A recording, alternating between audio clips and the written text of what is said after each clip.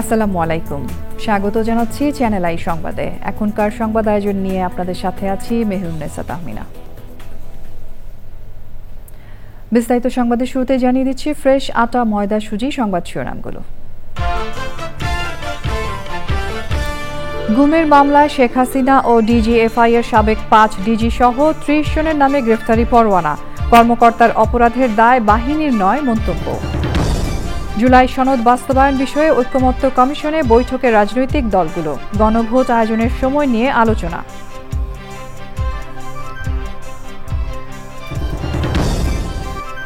গণতন্ত্রকে প্রাতিষ্ঠানিক রূপ দিতে সহযোগিতায় ইইউ এর প্রতিশ্রুতি। জাতীয় নির্বাচনে পর্যবেক্ষক দল পাঠানোর সিদ্ধান্ত। ব্রাহ্মণবাড়িয়ায় সড়ক পরিদর্শনে গিয়ে যানজটে উপদেষ্টা ফাউজুল কবির। 2 ঘণ্টা আটকে থেকে মোটরসাইকেলে পৌঁছলেন গন্তব্যে। এবং গাজামুখী ত্রাণবাহী নৌবহরের জাহাজ কনসান্স মাঝ সমুদ্রে জব্দ। আলোকচিত্রী শহীদুল আলম সহ মানবাধিকার কর্মীরা আটক। এছাড়াও নিটোল টাটা বিশেষ সংবাদে যা থাকছে।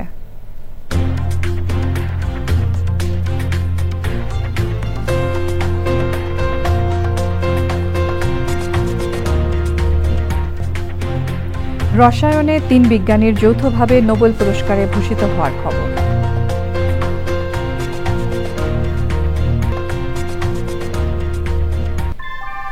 ভূমিকম্প সহনীয় মোস্ট ডিউরেবল দেশের প্রথম থার্মেক্স রড সালাম স্টিল। সালাম স্টিল বোঝে ডিউরেবিলিটি। সালাম স্টিল, মোস্ট ডিউরেবল স্টিল।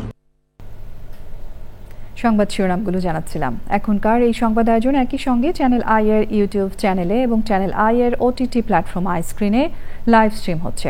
এবার যাচ্ছে বিস্তারিত প্রসঙ্গে।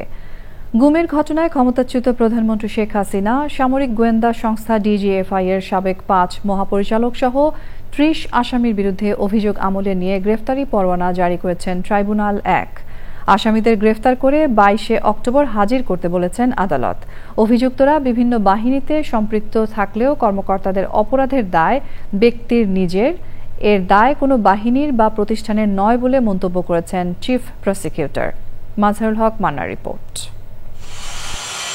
ট্রাইব্যুনাল গঠনের পর থেকে বিভিন্ন সময়ে প্রসিকিউশন ও তদন্ত সংস্থার কাছে গুমের অভিযোগ জমা দেন ভুক্তভোগীরা।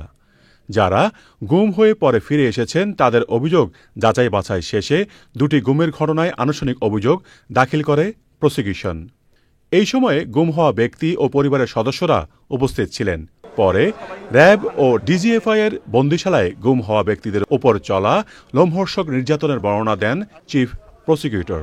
বাংলাদেশটাকে একটা আতঙ্কের জনপদে পরিণত করেছিলেন। টিএফআই সেলের বর্বরতার বর্ণনা আমরা এখানে তুলে এনেছি। কিভাবে মানুষকে আটক রেখে টর্চার করা হতো, ইলেকট্রিক চেয়ারে ঘুরানো হতো, ইলেকট্রোকিউট করা হতো, জননাঙ্গে বৈদ্যুতিক শক দেওয়া হতো, হাত পা কেটে ফেলা হতো, নাড়ি ভুঁড়ি বের করে ফেলা হতো, পৈশাচিক নির্যাতন করা হতো। এই যে তাদের তৎপরতাগুলো ছিল, একদিন না একদিন প্রত্যেক অপরাধীকেই বিচারের মুখোমুখি দাঁড়াতে হবে, এটাই হচ্ছে মেসেজ। ডিজিএফআই পরিচালিত জয়েন্ট ইন্টাগ্রেশন সেলে বন্দী থাকার ঘটনায় আসামি করা হয়েছে ডিজিএফআই এর সাবেক বেশ কয়েকজন মহাপরিচালক সহ 13 জনকে। আর র্যাবের টিএফআই সেলের মামলায় আসামি করা হয়েছে র্যাবের সাবেক কর্মকর্তা সহ 17 জনকে। ডিজিএফআই এর সাবেক মহাপরিচালকরা হলেন অবসরপ্রাপ্ত লেফটেন্যান্ট জেনারেল মোহাম্মদ আকবর হোসেন, অবসরপ্রাপ্ত মেজর জেনারেল মোহাম্মদ সাইফুল আবেদিন, অবসরপ্রাপ্ত লেফটেন্যান্ট জেনারেল মোহাম্মদ সাইফুল আলম, অবসরপ্রাপ্ত লেফটেন্যান্ট জেনারেল আহমেদ তাবরেজ শামস চৌধুরী, অবসরপ্রাপ্ত মেজর জেনারেল হামিদুল হক। আসামির তালিকায় আরও আছেন সাবেক আইজিপি বেনজির আহমেদ এবং র্যাবের সাবেক মহাপরিচালক এম খুরশিদ হোসেন ও ব্যারিস্টার হারুনুর রশিদ।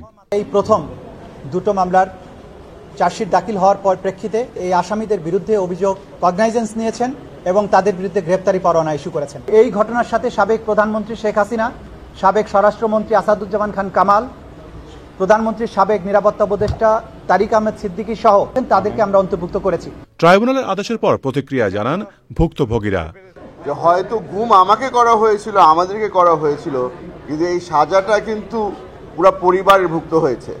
আজকে এই বিচারের প্রক্রিয়া শুরুর মাধ্যমে আমাদের আশা যে বাংলাদেশের সংবিধান শুধু একটি লেখা বা বই নয়, এর প্রয়োগ পরিপূর্ণভাবে আজকে থেকে আমরা দেখব।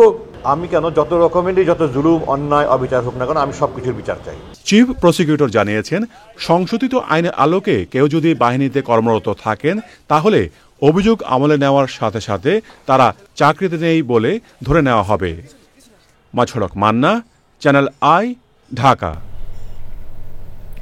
ঐক্যমত্য কমিশনের বৈঠকে আজ প্রাধান্য পেয়েছে জুলাই সনদের আইনি ভিত্তি ও বাস্তবায়নে গণভোটের সময় প্রসঙ্গ। রাজধানীর বেইলি রোডে ফরেন সার্ভিস একাডেমিতে সনদ বাস্তবায়নের পদ্ধতি নিয়ে পঞ্চম দিনের এই বৈঠকে গণভোট প্রশ্নে রাজনৈতিক দলগুলোর মধ্যে আলোচনা চলে। মূলত গণভোট হলে তা জাতীয় নির্বাচনের আগে না পরে হবে, আরপিওতে বিধান না থাকায় কোন আইন বলে গণভোটের ব্যবস্থা করা হবে তা নিয়ে রাজনৈতিক দলগুলোর নেতারা আলোচনা করেন। বেলা ৩টায় বৈঠক শুরু হলে জাতীয় ঐক্যমত্য কমিশনের সহসভাপতি ডক্টর আলী রিয়াজ সূচনা বক্তব্যে বলেন, আগামী ১০ তারিখের মধ্যে রাজনৈতিক দলগুলোর মতামতের ভিত্তিতে জুলাই সনদ বাস্তবায়নের পদ্ধতি ও সময় নিয়ে সরকারের কাছে সুপারিশ আকারে পেশ করতে চায় কমিশন।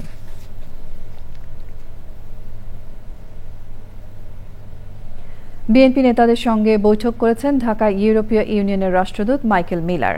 বৈঠক শেষে বিএনপির স্থায়ী কমিটির সদস্য আমির খসরু মাহমুদ চৌধুরী জানিয়েছেন, দেশে গণতন্ত্রকে প্রাতিষ্ঠানিক রূপ দিতে সব ধরনের সহযোগিতা করবে ইইউ। ফেব্রুয়ারিতে জাতীয় নির্বাচনে ইইউ পর্যবেক্ষক দল পাঠাবে বলেও জানিয়েছেন তিনি। রাহুল রায় রিপোর্ট। কূটনীতিকদের সঙ্গে ধারাবাহিক বৈঠক হচ্ছে বিএনপির। সকালে চেয়ারপারসনের গুলশান কার্যালয়ে দলের মহাসচিবের সঙ্গে বৈঠক করেছেন ঢাকায় ইউরোপীয় ইউনিয়নের রাষ্ট্রদূত মাইকেল মিলার। বৈঠক শেষে আলোচনার বিষয়বস্তু জানান বিএনপির স্থায়ী কমিটির সদস্য আমির খসরু মাহমুদ চৌধুরী। সবার মধ্যে তো ফেব্রুয়ারির প্রথমার্ধে নির্বাচন নিয়ে সবাই আগ্রহ ভরে অপেক্ষা করছে। প্রক্রিয়া এটা নিয়ে দীর্ঘ আলোচনা হয়েছে এবং ওরা ইউরোপিয়ান ইউনিয়ন থেকে ওনাদের অবজারভার পাঠাবেন। তারা চায় বাংলাদেশ ইউ রিলেশনশিপে আমাদের ব্যবসা যাতে অব্যাহত থাকে এবং বাংলাদেশের মধ্যে গণতন্ত্রকে প্রাতিষ্ঠানিক রূপ দেওয়ার ব্যাপারে তাদের সহযোগিতা অব্যাহত থাকবে। নির্বাচনের আগে বিভিন্ন প্রস্তুতি নিয়েও কথা হয় বৈঠকে। আমাদের আরপিওগুলো যেগুলো আছে এগুলো যেগুলো বিতর্কিত বিগত আমলে ছিল, এগুলো তো পরিবর্তন হচ্ছে, এটা কার্যক্রম চলছে। নির্বাচন কমিশনকে যে বিষয়টা গুরুত্বের সাথে আলোচনা হয়েছে যে নির্বাচন যেহেতু এখন আমাদের সামনে চলে আসছে, সুতরাং আমরা 3 মাসের জন্য অপেক্ষা না করে 3 মাসের আগে সমস্ত দায়িত্ব নির্বাচন কমিশনের নিয়ন্ত্রণে যেটা থাকে সেটাকে আমরা যে আলোচনা এসছে সেটা এখন থেকে হওয়া উচিত। বিএনপির নেতা বলেন, সব দেশের কূটনীতিকরাই দেশে একটি সুষ্ঠু নির্বাচন চায়। রাহুল রায়, চ্যানেল আই, ঢাকা। জামায়াতে ইসলামের আমির ডাক্তার শফিকুর রহমানের সঙ্গে আলাদা বৈঠক করেছেন ইটালির রাষ্ট্রদূত আন্দ্রোনিকো আলেসান্দ্রো ও আলজেরিয়ান রাষ্ট্রদূত আবদেল ওহাব সাইদানি। রাজধানীর বসুন্ধরায় জামায়াতের আমিরের কার্যালয়ে সকালে বৈঠক করেন ইটালির রাষ্ট্রদূত এবং দুপুরে আলজেরিয়ান রাষ্ট্রদূত বৈঠক করেন। সে সময় ছিলেন জামায়াতে ইসলামের সেক্রেটারি জেনারেল অধ্যাপক মিয়া গোলাম পরওয়ার। সহকারী সেক্রেটারি জেনারেল কেন্দ্রীয় প্রচার ও মিডিয়া বিভাগের প্রধান অ্যাডভোকেট এহসানুল মাহবুব জুবায়ের। বৈঠক দুটিতে বাংলাদেশের বিরাজমান সার্বিক পরিস্থিতি, বিনিয়োগ এবং আন্তর্জাতিক সম্পর্ক সহ স্বার্থ সংশ্লিষ্ট বিষয় নিয়ে আলোচনা হয় বলে জানানো হয় জামায়াতে ইসলামের পক্ষে। ভবিষ্যতে দ্বিপক্ষীয় সম্পর্ক আরও বেগবান হবে বলে আশা করেন দুই দেশের রাষ্ট্রদূত।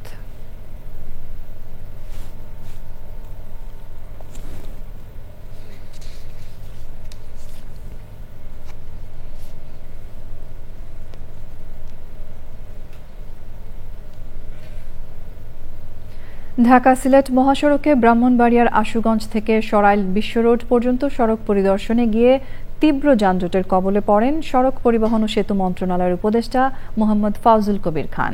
2 ঘণ্টা আটকে থাকার পর মোটরসাইকেলে চড়ে সড়ক পরিদর্শন করে গন্তব্যস্থলে পৌঁছেন তিনি। ব্রাহ্মণবাড়িয়া থেকে সংবাদদাতার পাঠানো তথ্য ভিডিওচিত্রে সাদিয়া ওমরের রিপোর্ট। আশুগঞ্জের সোহাগপুর থেকে সরাইল উপজেলার শাহবাজপুর পর্যন্ত দীর্ঘ 20 কিলোমিটার যানজট সৃষ্টি হয়। ঢাকা থেকে ট্রেনে সকাল 10টায় ভৈরব স্টেশনে নেমে ঢাকা সিলেট মহাসড়ক পরিদর্শনের উদ্দেশ্যে রওনা দেন সড়ক পরিবহন উপদেষ্টা। উপদেষ্টার গাড়িবহরটি সোহাগপুর এলাকায় পৌঁছলে যানজটের কবলে পড়ে। প্রায় 2 ঘণ্টায় খড়িয়ালা এলাকায় পৌঁছানোর পর তিনি মোটর সাইকেলে চড়ে সড়ক পরিদর্শন করে সরাইল বিশ্ব রোড এলাকায় পৌঁছান। এখন এখানে দুইটা সমস্যা, যে ইমিডিয়েট কষ্ট মানুষের সেটা লাঘব করতে হলে একটা হচ্ছে যে এখানে ট্রাফিক ম্যানেজমেন্ট খুবই বাজে, মানে যেখানে যা করা দরকার হাইওয়ে পুলিশের যে দায়িত্ব পালন করা দরকার সেই দায়িত্ব পালন হচ্ছে না, এবং এটা একটা সায়েন্টিফিক মেথডে করতে হবে। দীর্ঘমেয়াদী যেটা সেটা হচ্ছে যে এখানে একটা ফ্লাইওভার করতে হবে। তো আমরা এই ফ্লাইওভারের জন্য ডিজাইন করার জন্য এটার জন্য অর্থ সংস্থানের জন্য এটার জন্য প্রকল্প প্রস্তুত করার জন্য আমরা পরে যানজটের জন্য ট্রাফিক অব্যবস্থাপনাকে দায়ী করে উপদেষ্টা বলেন, শীঘ্রই আশুগঞ্জ থেকে সরাইল বিশ্ব রোড পর্যন্ত 12 কিলোমিটার সড়কের কাজ শেষ করা হবে। ট্রাফিক ব্যবস্থার উন্নয়নের পাশাপাশি যানজট নিরসনে বিশ্ব রোড এলাকায় ফ্লাইওভার নির্মাণ করার কথাও বলেন উপদেষ্টা। যে পথ পাড়ি দিতে সর্বোচ্চ 30 মিনিট সময় লাগার কথা, রাস্তার বেহাল দশায় যানজট সৃষ্টির কারণে গত কয়েক মাস ধরে তা পার হতে ঘণ্টার পর ঘণ্টা সময় লাগছে। Sadia Omar, channel I. প্রধান উপদেষ্টা অধ্যাপক ডক্টর মোহাম্মদ ইউনূস বলেছেন, কোনো অবস্থাতেই বাংলাদেশ আর পরনির্ভরশীল থাকবে না, এর বাইরে কোনো বিকল্প নেই। স্বল্পোন্নত দেশ হতে বাংলাদেশের উত্তরণকে মসৃণ ও টেকসই করতে জাতীয় স্টিয়ারিং কমিটির সভায় এসব কথা বলেন তিনি। প্রধান উপদেষ্টার সভাপতিত্বে সভায় 10 উপদেষ্টা সহ সংশ্লিষ্ট বিভাগের শীর্ষ ব্যক্তিরা উপস্থিত ছিলেন। প্রধান উপদেষ্টা বলেন, বাংলাদেশকে তার লক্ষ্যে পৌঁছাতে হলে সবার পরিশ্রম করতে হবে। পরে বৈঠক নিয়ে ফরেন সার্ভিস একাডেমিতে সংবাদ সম্মেলন করে প্রধান উপদেষ্টার প্রেস উইং। দূতাবাস থেকে রাষ্ট্রপ্রধানের ছবি সরানো নিয়ে রাষ্ট্রপতির লেখা চিঠির প্রাপ্তি স্বীকার করলেও প্রশ্ন না থাকায় তার উত্তর দেননি পররাষ্ট্র উপদেষ্টা। তবে এটি নিয়ে বাড়তি মন্তব্য করতেও রাজি হননি তৌহিদ হোসেন। বাংলাদেশের নির্বাচন নিয়ে ভারতের পররাষ্ট্র সচিবের বক্তব্যকে আনওয়ান্টেড বলেও মন্তব্য করেন তিনি। জানান, জাতিসংঘের 81তম সাধারণ অধিবেশনে সভাপতির পদে বাংলাদেশ ও ফিলিস্তিনের মুখোমুখি হবে না। পান্থুর রহমান জানাচ্ছেন বিস্তারিত। পররাষ্ট্র মন্ত্রণালয়ের নির্দেশনায় বিদেশে বাংলাদেশের দূতাবাসগুলো থেকে সরিয়ে নেওয়া হয় রাষ্ট্রপতির ছবি। এ নিয়ে পররাষ্ট্র উপদেষ্টা তৌহিদ হোসেনের কাছে চিঠি লেখেন রাষ্ট্রপতি মোহাম্মদ শাহাবুদ্দিন। 28 সেপ্টেম্বর লেখা ওই চিঠির প্রাপ্তি স্বীকার করলেও এ নিয়ে মন্তব্য করতে কিছুটা অস্বস্তি বোধ করেন উপদেষ্টা। সত্যিকার অর্থে আমার কোনো মন্তব্য নেই, কারণ উনি আসলে এখানে ঠিক কোনো উত্তরও প্রত্যাশা করেননি, জাস্ট উনি তার অনুভূতিটা ব্যক্ত করেছে। তো এটা নিয়ে আমি কোনো মন্তব্য করতে চাই না। চিঠিটা আমি পেয়েছি অবশ্য দেরিতে, এটা সোশ্যাল মিডিয়ায় চলে আসছে অনেক আগে। আমার মনে হয় এটাতে আর আমরা বেশি গভীরে না ঢুকি। রাষ্ট্রপতি উনি অনেক উপরের বিষয়, উনি তার অনুভূতি ব্যক্ত করেছেন, এটুকুই আমরা থাকি। কোনো আইনও করা হয়নি, কোনো চিঠিও ইস্যু করা হয়নি, কিন্তু এমনিতে সাধারণভাবে কোনো ছবি থাকবে না, এটাই হলো। সম্প্রতি বাংলাদেশের নির্বাচন নিয়ে ভারতের পররাষ্ট্র সচিব বিক্রম মিশ্রির মন্তব্যের বিষয়ে জানতে চাইলে উপদেষ্টা বলেন, এটি ভারতের বিষয় নয়। এই বক্তব্যটাকে আমি এভাবেই দেখি যে এটা তাদের বিষয় নয়, এটা সম্পূর্ণ বাংলাদেশের অভ্যন্তরীণ বিষয়, এবং এ ধরনের কমেন্ট সম্পূর্ণ আনওয়ারেন্টেড। আওয়ামী লীগ নেতা সাবের হোসেন চৌধুরীর বাসায় বিদেশি রাষ্ট্রদূতদের সাক্ষাৎকে স্বাভাবিক ঘটনা হিসেবেই দেখছেন পররাষ্ট্র উপদেষ্টা। তিনি যদি অপরাধী হতেন তাহলে তাকে নিশ্চয়ই কাস্টডিতে রাখা হতো, এটা তো হয়নি। আর রাষ্ট্রদূতরা আসলে কিন্তু যে কারো বাসায় যেতে পারেন। Panthur Rahman, channel I, Dhaka. সার ডিলার নিয়োগ ও বিতরণ সংক্রান্ত সমন্বিত নীতিমালা 2025 আপাতত কার্যকর না করার দাবি জানিয়েছে বাংলাদেশ ফার্টিলাইজার অ্যাসোসিয়েশন। নতুন নীতিমালায় ডিলারদের পাশাপাশি সার সরবরাহে খুচরা বিক্রেতাদেরও অন্তর্ভুক্ত করার দাবি তাদের। বিএডিসির পরিবর্তে বেসরকারি আমদানিকারকদের সার আমদানির সুযোগ বাড়ানোর দাবি জানিয়েছেন সংগঠনের নেতারা। পরাগ আজিমের রিপোর্ট। কৃষক পর্যায়ে সরকার নির্ধারিত মূল্যে সার সরবরাহে 1995 সাল থেকে দেশে ডিলারশিপ প্রথা চালু হয়। বাংলাদেশ ফার্টিলাইজার অ্যাসোসিয়েশনের তথ্য অনুযায়ী বর্তমানে বিসিআইসি ও বিএডিসির নিয়োগ করা ডিলারের সংখ্যা 10,800। পাশাপাশি সারের খুচরা বিক্রেতা আছে 45,000। সরকার সম্প্রতি সার ডিলার নিয়োগ ও সার বিতরণ সংক্রান্ত সমন্বিত নীতিমালা 2025 প্রণয়ন করেছে। বিষয়টি নিয়ে সংবাদ সম্মেলনে ফার্টিলাইজার অ্যাসোসিয়েশন বলেছে, এই নীতিমালা কার্যকর হলে দীর্ঘদিনের প্রতিষ্ঠিত একটি ব্যবসায়ের সেবার ধারাবাহিকতা নষ্ট হবে। বিগত 30 বছরের অভিজ্ঞতা সম্পন্ন বিসিএসসি ডিলাররা পরীক্ষিত ডিলার হিসেবে স্বীকৃতি পেয়েছে। ডিলারদের কাছ থেকে সার নিয়ে যায় খুচরা বিক্রেতারা। এদের কাছে ডিলারদের 20 থেকে 30 লক্ষ টাকা প্রায় বকেয়া থাকে, যা ফসল তোলার পর খুচরা বিক্রেতাদের কাছ থেকে পাওয়া যায়। আবার খুচরা বিক্রেতারাও কৃষকের সাথে সম্পর্ক গড়ে ওঠায় কৃষকদের নিকটও তাদের বাকিতে সার বিক্রি করতে হয়, যা তারা পরবর্তীতে ফসল তোলার পর পরিশোধ করে থাকে। এইভাবে প্রতিষ্ঠিত একটি ব্যবসার চেইনকে ধ্বংস করে ফেলা হবে যদি সার ডিলার নিয়োগ ও সার বিতরণ সংক্রান্ত সমন্বিত নীতিমালা 2025 জারি করা হয়। সার সংক্রান্ত নতুন নীতিমালা বিষয়ে কিছু সুপারিশও করেছেন সার ব্যবসায়ীরা। খুচরো বিক্রেতারা আছে, তাদেরকে বহাল রাখতে হবে। সার ডিলার এবং খুচরো বিক্রেতাদের কমিশন বৃদ্ধি করতে হবে। বিএডিসি 20%, আমাদের বেসরকারি যারা আমদানিকারক তাদেরকে মাধ্যমে 80% নন ইউরিয়া সার আমদানি করতে হবে। এইখানে যেমন ডিলারদেরকে সিন্ডিকেট বলা হচ্ছে, আমদানিকারকদেরও সিন্ডিকেট বলা হচ্ছে। কিন্তু দেখেন, গত বছরে 8টা টেন্ডার কল করা হয়েছে, আমদানিকারক খুঁজে পায় না। আমরা ব্যবসায় এতভাবে ক্ষতিগ্রস্ত হয়েছে, আমাদের ব্যবসা সাইডে অনেকেরই চলে যেতে হয়েছে। গভর্নমেন্ট সারা বছর কিন্তু মাল ইম্পোর্ট করতেছে, একবারে পুরো শিডিউল করে নিছে বছরের, আর আমাদের ক্ষেত্রে 30 থেকে 1 মাসের সময় দিচ্ছে। কৃষকদের সহজে সার পাওয়া নিশ্চিত করতে মজুদ বাড়ানোরও তাগিদ দিয়েছেন ব্যবসায়ীরা। পরাগ আজিম, চ্যানেল আই, ঢাকা। শ্রমিক পাঠিয়ে রেমিটেন্স আয়ের বদলে সৌদি আরবের সঙ্গে ব্যবসা এবং বিনিয়োগ নিয়ে কাজ করবে Saudi Arab Bangladesh chamber of commerce and industry. সদ্য লাইসেন্স পাওয়া চেম্বারটির 3 দিনের সম্মেলনের সমাপনী ব্রিফিংয়ে 2 দেশের উদ্যোক্তারা বলেছেন, কৃষি, তথ্য প্রযুক্তি, স্বাস্থ্যসেবা এবং আর্থিক খাতে যৌথ বিনিয়োগের অপার সম্ভাবনা রয়েছে। রিজভি নাজের রিপোর্ট। ঢাকায় 3 দিনের বিজনেস সামিট এবং লোগো উন্মোচন পর্বের 2 কর্ম অধিবেশনে প্রায় 1000 মানুষের উপস্থিতি অনুপ্রাণিত করেছে সৌদি আরব বাংলাদেশ চেম্বারের উদ্যোক্তাদের। সৌদি এত বড় একটা মার্কেট, মাল্টি-ট্রিলিয়ন ডলার ইকোনমি, ওখানে যদি আমরা access pi, it will help us grow as an economy. আজকের যে আনুষ্ঠানিকতা, তার মাধ্যমে চাচ্ছি যেন আমরা প্রবলেম সলভিং এর মাধ্যমে আমাদের এক্সপোর্ট, তাদের এক্সপোর্ট, আমাদের ইম্পোর্ট এবং তাদের ইম্পোর্ট, উভয় দেশ যেন লাভবান হতে পারি। সোনারগাঁও হোটেলে সমাপনী ব্রিফিংয়ে সেই মুগ্ধতা এবং কৃতজ্ঞতা জানালেন 2 দেশের আয়োজকরা। আল্লাহর কাছে হাজার শুকর, গতকাল আপনারা যারা উপস্থিত ছিলেন সকালে এবং বিকালে, আমাদের হল পরিপূর্ণ ছিল। This is my first time in Bangladesh and I want to thank you, the people of Bangladesh, how you welcomed us. It's amazing. It's amazing. The hospitality is amazing. And you have such a great potential. শিগগিরই Saudi আরবে বাংলাদেশি পণ্য এবং সেবার প্রদর্শনী করার কথা জানানো হয় সংবাদ সম্মেলনে। This is the first bridge that we actually see it. Inshallah, بإذن الواحد الأحد, the bridge will be always there for us. আমাদের জন্য যেটা কি পরিমাণ আনন্দের এবং গর্বের, সেটা আমি ভাষায় প্রকাশ করতে পারবো না। We visit our semiconductor place. And it's not for Muhammad. We are proud because he is a Muslim. We are a Muslim. We are proud of him. It's not a matter this is Bangladesh or this is Saudi. But we will see what he is doing. We don't know before we are visiting his place. And now we are carrying our message to our country, to our investor. Okay, and we are really happy he is visiting us soon. So we can make communication. The aim of our visit to see, to explore what is the opportunity here in Bangladesh. সম্মেলনে স্বাস্থ্য খাতের সেবা এবং পণ্য নিয়ে উদ্যোক্তারা 3টি সমঝোতা স্মারক সই করেছেন। Rizvi Nawaz, channel I, Dhaka.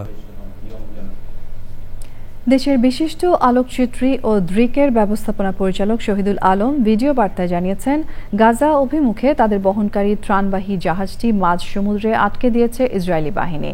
তিনি ফিলিস্তিনের স্বাধীনতার জন্য লড়াই চালিয়ে যেতে সহযোদ্ধা ও বন্ধুদের প্রতি আহ্বান জানিয়েছেন। শহীদুল আলমকে দ্রুত দেশে ফেরত আনার ব্যবস্থা করার দাবি জানিয়েছেন বিএনপি মহাসচিব মির্জা ফখরুল ইসলাম আলমগীর। এই ঘটনার নিন্দা ও প্রতিবাদ জানিয়েছে ঢাকা রিপোর্টার্স ইউনিটি। এছাড়া ফ্রিডম ফ্লোটিলা ও 1000 মেডলিন্সের 5 দফা দাবির সাথে একাত্মতা প্রকাশ করেছে দ্রিক। ভূমি সারথীর রিপোর্ট। গাজায় ইসরায়েলি বাহিনীর নির্বিচারে গণহত্যার প্রতিবাদে এবং দুর্ভিক্ষের শিকার গাজাবাসীর প্রতি সহিংসতা জানানোর উদ্যোগ নেন বৈশ্বিক মানবাধিকার কর্মীরা। নৌবহর গ্লোবাল সুমুদ ফ্লোটিলা জব্দ এবং মানবাধিকার কর্মীদের আটকের পর এবার গাজা অভিমুখে যাত্রা করা ফ্রিডম ফ্লোটিলা নামে আরেকটি বহরও আটকে দিয়েছে ইসরায়েলি বাহিনী। এই বহরে কনসান্স জাহাজে ছিলেন দ্রিকের ব্যবস্থাপনা পরিচালক ও আলোকচিত্রী শহীদুল আলম। ইসরায়েলি গণমাধ্যম Times of Israel freedom flotilla নৌবহর জব্দের কথা জানিয়েছে। তবে এর আগেই নিজের ভেরিফাইড ফেসবুক অ্যাকাউন্ট থেকে ভিডিও বার্তা দেন Shahidul Alam. If you're seeing this video, we've been intercepted at sea and I've been kidnapped by the occupation forces of Israel, the country conducting genocide in Gaza with the active collaboration and assistance of the USA and other Western powers. I appeal to all my comrades and friends to continue fighting for the freedom of Palestine. Times of Israel জানিয়েছে freedom flotilla নৌবহরের জাহাজ এবং যাত্রীদের আটক করে Israeli বন্দরে নিয়ে যাওয়া হয়েছে। গাজামুখী ফ্রিডম ফ্লোটিলার পক্ষ থেকেও জানানো হয়েছে তাদের জাহাজগুলো ইসরায়েলি সামরিক বাহিনীর হামলার শিকার হয়েছে এবং অধিকার কর্মীদের আটক করা হয়েছে। আলোকচিত্রী শহীদুল আলমকে আটকের ঘটনার নিন্দা জানিয়েছে ঢাকা রিপোর্টার্স ইউনিটি। এছাড়া ফ্রিডম ফ্লোটিলা কোয়ালিশন এবং 1000 মেডলিন্সের গাজায় গণহত্যা বন্ধ, গাজাগামী নৌবহর থেকে অপহৃতদের অবিলম্বে মুক্তিসহ 5 দফা দাবির সাথে একাত্মতা প্রকাশ করেছে দ্রিক। ভূমি সারথী, চ্যানেল আই। শারীরিকভাবে অসুস্থ হলেও গাছপালার প্রতি গভীর ভালোবাসা ধরে রেখেছেন আদাবরের রূপা মাহমুদ। তার হাত ধরেই গাছের যত্ন, মাটি তৈরি আর বীজ বপনের পাঠ নিয়েছে 5ম শ্রেণীর ছাত্র সাদমান সাজিদ। এখন নিজেই সে এক ক্ষুদে ছাদ কৃষক। বিস্তারিত জানাচ্ছেন শাইখ সিরাজ। শারীরিকভাবে অসুস্থ হলেও গাছের প্রতি ভালোবাসাই ছিল রূপা মাহমুদের মানসিক শক্তি। রাজধানীর আদাবরের নিজ বাসভবনের ছাদের এই কৃষি কার্যক্রমে ব্যস্ত রাখতেন নিজেকে। 2017-তে আমার শরীরে ক্যান্সার শনাক্ত হয়। বিভিন্ন সময় আইসিইউ, এইচডিইউ, মানে এটা করতে করতে আমি খুব টায়ার্ড ফিল করছিলাম। আমি তখন কয়েকটা টপ দিয়ে শুরু করি, তারপরে আস্তে আস্তে সংখ্যা বাড়ে। সেই অনুপ্রেরণায় শিশু সাদমানকেও কৃষিপ্রেমী করে তোলেন তিনি। বুবু যখন অসুস্থ থাকে আমি তখন এসে দেখি কোনটায় পানি লাগবে, কোনটার পাতা হলুদ আছে সেগুলো ছিল গোড়ায় দিয়ে দিই, ওইগুলো সার হিসাবেই হয়। 5 বছর আগে রূপা মাহমুদের শুরু করা এই ছাদ কৃষি এখন টিকে আছে সাদমানের যত্নে আর ভালোবাসায়। এখানে আমরা কলা আর এখানে জলপাই, মিষ্টি জলপাইয়ের ফল হয়েছে, আর এখানে আঙুর আছে, আঙুরটা খুবই মিষ্টি হয়। এখানে আমাদের অর্কিডের একটা শেড আছে, অনেক ধরনের অর্কিড আছে। নানুর কাছ থেকে শেখা দায়িত্ব আর ভালোবাসা এখন সাদমানের জীবনের পাঠ। তার ছোট্ট দুটি হাতে গড়ে উঠেছে ভবিষ্যতের সবুজ পৃথিবী।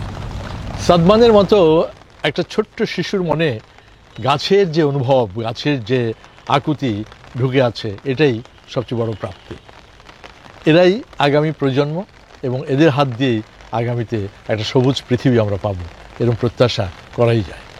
ঢাকার আদাবরের সাদমানের ছাদ কৃষি থেকে শাইখ সিরাজ, চ্যানেল আই। এ নিয়ে বিস্তারিত প্রতিবেদন দেখবেন আগামীকাল বিকেল 3:05 হৃদয়ে মাটি ও মানুষের ডাকের ছোটদের কৃষি পর্বে। সঙ্গীত জগতের কিংবদন্তি সাধক ওস্তাদ আলাউদ্দিন খাঁর 163তম জন্মবার্ষিকী আজ। দিনটিকে ঘিরে রাজধানীর লালবাগ কেল্লায় অনুষ্ঠান করছে সংস্কৃতি বিষয়ক মন্ত্রণালয়। ব্যবস্থাপনায় রয়েছে বাংলাদেশ শিল্পকলা একাডেমি। সেখানে আছেন জাকিয়া আক্তার, আমরা সরাসরি যোগাযোগ করছি তার সঙ্গে। জাকিয়া, অনুষ্ঠানে এখন কি পরিবেশনা চলছে আমাদেরকে জানাবেন।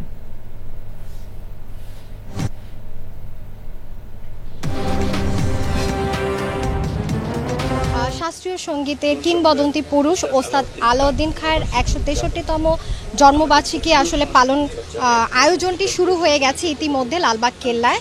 তো আমরা দেখতে পাচ্ছি যে লালবাগ কেল্লায় এই মুহূর্তে পুরো দর্শক দিয়ে আসলে দর্শকের সারি কানায় কানায় পূর্ণ হয়ে গেছে। আমরা যেটি জানতে পেরেছি যে এটি সংস্কৃতি বিষয়ক মন্ত্রণালয়ের উদ্যোগ এবং শিল্পকলা একাডেমির আয়োজনে এই উৎসবটি করা হচ্ছে এবং এই উৎসবে আজকে প্রধান অতিথি হিসেবে যিনি থাকবেন তিনি হচ্ছেন অর্থ মন্ত্রণালয়ের উপদেষ্টা ডক্টর সালেউদ্দিন আহমেদ এবং সংস্কৃতি বিষয়ক মন্ত্রণালয়ের উপদেষ্টা মোস্তফা ফারুকি। তো এই পর্যন্ত আমরা যেটি দেখতে পেয়েছি যে দর্শকরা সবাই চলে এসেছেন, যারা গান গাইবেন তারা সবাই চলে এসেছেন, শুধুমাত্র অপেক্ষা করা হচ্ছে যে শাস্ত্রীয় সঙ্গীতটি আসলে কখন শুরু হবে। এবং আমরা যেটি জানতে পেরেছি যে এই শাস্ত্রীয় সঙ্গীত এখানে ওস্তাদ আলাউদ্দিন খায়ের যে প্রপুত্র তিনিও শাস্ত্রীয় গান পরিবেশন করবেন।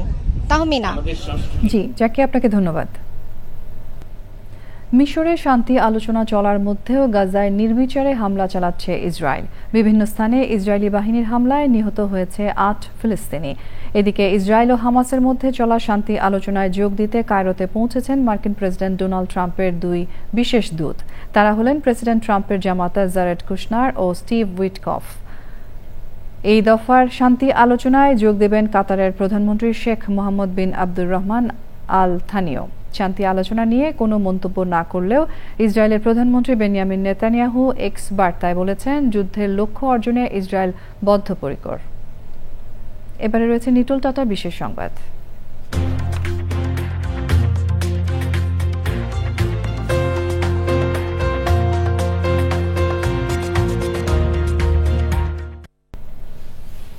এবছর রসায়নে যৌথভাবে নোবেল পুরস্কার পেয়েছেন ৩ বিজ্ঞানী। তারা হলেন জাপানের সুসুমু কিতাগাওয়া, যুক্তরাজ্যের রিচার্ড রবসন এবং জর্ডানের বার্কলির ওমর এম ইয়াঘে। সুইডেনের স্টকহোম থেকে বিজয়ীদের নাম ঘোষণা করে royal Swedish academy of sciences. মরুভূমির বাতাস থেকে পানি সংগ্রহ সহ বিভিন্ন বিক্রিয়াকে ত্বরান্বিত করার অনুঘটিত কাঠামো আবিষ্কারের জন্য তাদের এই পুরস্কারে ভূষিত করা হয়।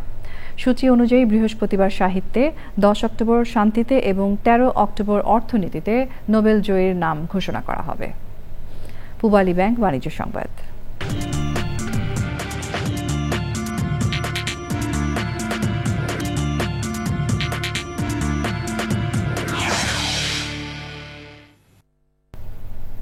ঢাকা এক্সচেঞ্জে লেনদেনে আজ নিম্নমুখী প্রবণতা দেখা গেছে। আগের কার্যদিবসের চেয়ে ডিএসসিএক্স সূচক 39 পয়েন্ট কমে ৫,৩৩৭ পয়েন্টে দাঁড়িয়েছে।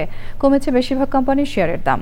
হাতবদল হয়েছে ৩৯৯টি কোম্পানির ৬১১ কোটি ৮৭ লাখ টাকার শেয়ার ও মিউচুয়াল ফান্ড, যা আগের কার্যদিবসের চেয়ে ১৭৫ কোটি ৬১ লাখ টাকা কম।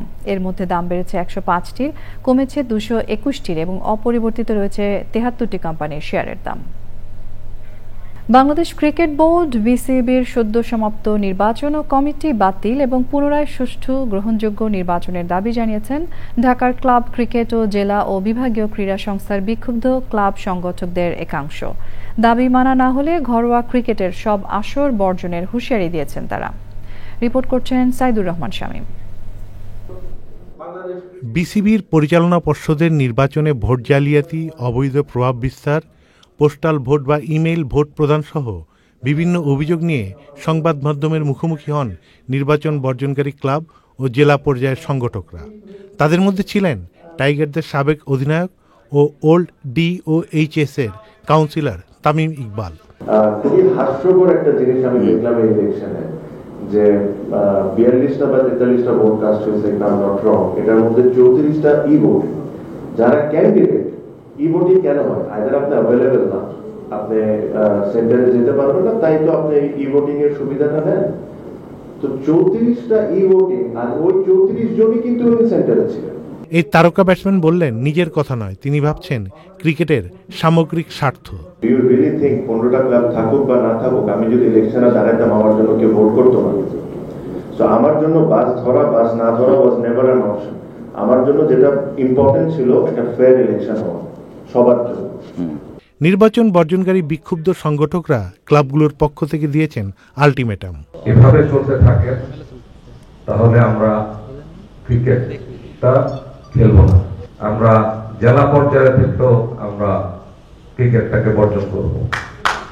এবং সংগঠকরা জানিয়েছেন, দাবি মানা না হলে শুধু ঢাকা কেন্দ্রিক আসরই নয়, জেলা পর্যায়ের সব ঘরোয়া আসর বর্জন করবে ক্লাবগুলো। Saidur Rahman Shamim, channel I, Dhaka. সংবাদ শেষ করব ফ্রেশ আটা, ময়দা, সুজি সংবাদ শিরোনামগুলো আরও একবার জানিয়ে দিয়ে। গুমের মামলায় শেখ হাসিনা ও ডিজিএফআই এর সাবেক 5 ডিজি সহ 30 জনের নামে গ্রেফতারি পরোয়ানা। কর্মকর্তার অপরাধের দায় বাহিনীর নয় মন্তব্য। জুলাই সনদ বাস্তবায়ন বিষয়ে ঐকমত্য কমিশনে বৈঠকে রাজনৈতিক দলগুলো। গণভোট আয়োজনের সময় নিয়ে আলোচনা। গণতন্ত্রকে প্রাতিষ্ঠানিক রূপ দিতে সহযোগিতায় ইইউ এর প্রতিশ্রুতি। জাতীয় নির্বাচনে পর্যবেক্ষক দল পাঠানোর সিদ্ধান্ত।